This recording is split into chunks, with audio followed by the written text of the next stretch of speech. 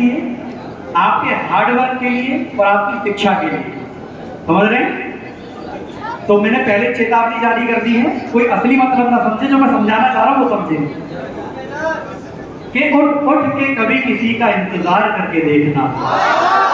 समझो, पहले गलत नहीं जाना है। इंतजार किसका करना है? इंतजार करना है अपनी कामयाबी के उस लम्हे का, है ना, कि जिस दिन हम कामयाब होंगे।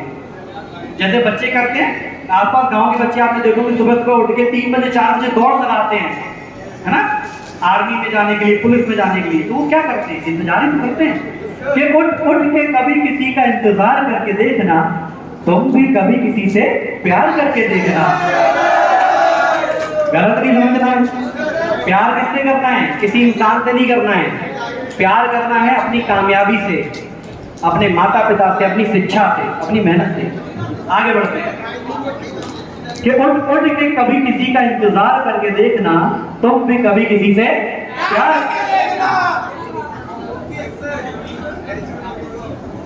अगर समझना हो जिंदगी का फसाना, अगर समझना हो जिंदगी का फसाना, तो बारिश में कच्ची दीवार बन के देखना। अभी बारिश में कच्ची दीवार क्या है? आप अभी कच्ची दीवार जैसे ही तो हैं, धीरे धीरे चीजों को सीख रहे हैं, है ना।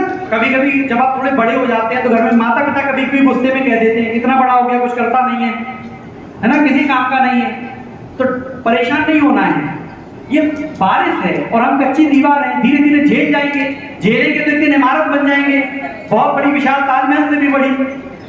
कि उठ के कभी किसी का इंतजार करके देखना, तुम भी कभी किसी से प्यार करके देखना। अगर समझना हो जिंदगी का फसाना, तो बारिश में कच्ची दीवार बन के देखना।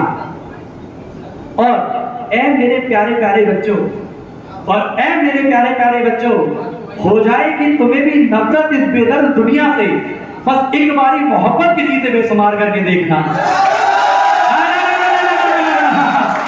मैंने पहली वार्निंग जारी करी थी, मैं किसी इंसान के लिए बात नहीं कर रहा हूं।